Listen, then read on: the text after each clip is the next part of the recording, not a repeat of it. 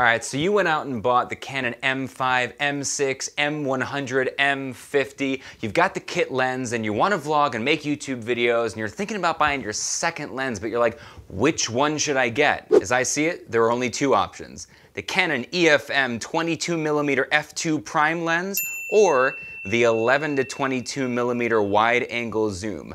Which one should you get? Which one is better? What are the pros and cons? What's the difference? Coming up in this video. Hey, I'm Brian Miller, magician and motivational speaker, and welcome to Behind the Magic, where we do inspiration tips and tutorials for creative people like you and me. I'm filming this entire video on the M6 with the 18 to 55mm kit lens that I got back when I first got an M3. If you've picked up a Canon M series recently, you probably got the 15 to 45mm kit lens. It's not gonna make a big difference for this video because the two lenses we're talking about picking up second are drastically different from either the 18 to 55 or the 15 to 45 kit lens. So first of all, if you're new to cameras, new to lenses, we need to talk about the difference between prime and zoom. If you're not new to cameras, I'm gonna make this 10 seconds, just stick around, give me a minute here. Prime lenses, like the 22mm, they are a fixed focal length, which means if you want to get closer to something, you have to physically move yourself closer to it. If you want to get further away, you have to physically move further away. Of course, a zoom lens means that you can, if it's on your camera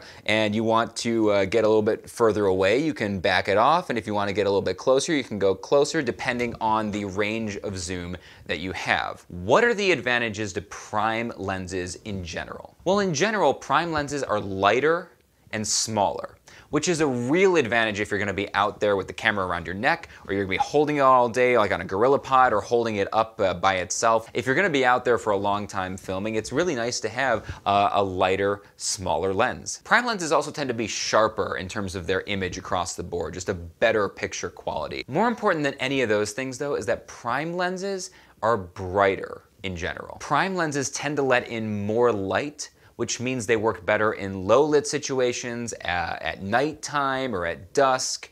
They work better indoors in bad indoor lighting. They just tend to be more versatile because they can let in more light. Now, there are a lot of phenomenal reasons that you should get this lens, but before we get into those, let's talk about some of the reasons you might not want to consider the 22mm f2. First and foremost, it is a fixed focal length, and if you're a traditional vlogger in the Casey Neistat style of gorilla pod running and gunning, having a fixed focal length is kind of a pain in the butt. If you're running by something, or if something comes running by you, or whatever it is, if you're not framed up properly from the exact position you're standing in, it's over too quickly. You don't have time to run 15 feet away and turn and reframe while something's happening. Meanwhile, if you've got a zoom lens on your camera, if something starts happening and you're not framed right, you can at least get closer to the right framing, better chance of getting the right framing quicker with a zoom lens on. Now, if you're a run and gun vlogger, if you're holding your camera or you're using a gorilla pod, 22mm is just too close. It's like right here. It just crops right into your face and it doesn't show almost any of the background. That super wide angle vlog thing, you're just not gonna get that. Meanwhile, you absolutely are going to get that from the 11mm, the wide end of this zoom lens. It gives you a very wide angle and you see tons of stuff in the background. And similarly, I find myself in close quarters while I'm out in public vlogging. I tend to be in hotels or restaurants or elevators where you can't set your camera up like mine is right now, 3 or 4 feet away from me. You have to have your camera so much closer to your face. The 11 to 22 at that wide angle 11mm, that's gonna still allow you to get in the frame. It is gonna get a little fisheye when you're that close to the lens, but it is going to allow you to get in the frame properly and film close to you, which is super helpful in the real world. All right, one more downside of the 22mm is that you can tell how small this is, which is great, but it means there's no optical image stabilization built into this lens. And none of the Canon mirrorless cameras have any optical image stabilization built into the bodies, which means if you're using this, the only image stabilization you can get is the digital IS built into your camera. And the digital IS in the Canon M series, it's fine, it's fine. What it means is if you are running and gunning with this, it's gonna be a little shaky. It's just gonna be a little shaky. Meanwhile, a handful of the lenses for the Canon M series, like the 11 to 22, have optical image stabilization built right there into the lens. Not only that, but the optical IS built into the lens is designed to work in tandem with the digital stabilization built into the body. So when you use them in that combo mode, you get a really nice, pretty smooth image that even looks pretty good when you're running quickly or on uneven turf. It's actually pretty impressive. All right, so let's talk about why you would want to get the 22mm. Well, first of all, the biggest reason you would want to get this is because it opens up to f2.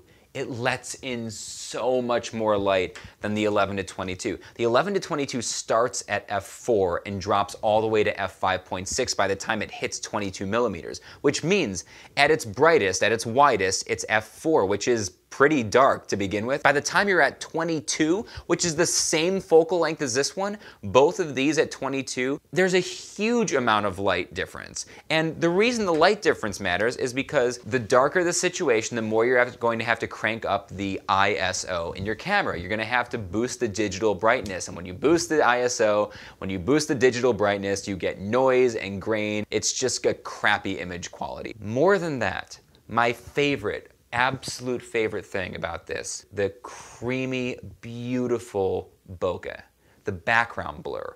When you use the f2, you get this beautiful blurred background, which just looks so good for studio shots. And on top of that, if you use the f2 for B-roll, you can also blur the background and really get some isolated subjects for when you're doing some slow-mo B-roll or whatever you're, if you're gonna go all Peter McKinnon on us. It's a phase we're going through, but this is a good phase. Check out some clips of me using the 22mm in a recent video, both for a kind of a talking headshot and also for some B-roll.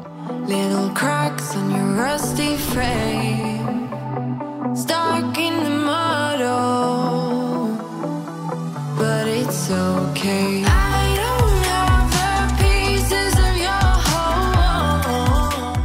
So which one should you get? I recommend, if you own the 15-45, if you already have the 15-45, I would 100% get the 22mm. The ability to film in lower light situations and also that beautiful background blur, I think you will really, really enjoy having that. If you have the 18-55, which is what I have, then I would pick up the 11-22 as your second, because 18mm is not that wide when you're vlogging. See, 15, if you have the 15-45, 15mm is wide enough that you can vlog or have it on a GorillaPod, and you get enough of the background context. But 18, it's just pushing it a little bit too tight for that traditional vlogging style. I think you'd be better served with the 11-22 as your second one. If you can get them both, get them both. But I didn't buy this all at once. I bought it over time as I saved money, sold some older stuff, bought new stuff like we all do. My goodness, I hope this was helpful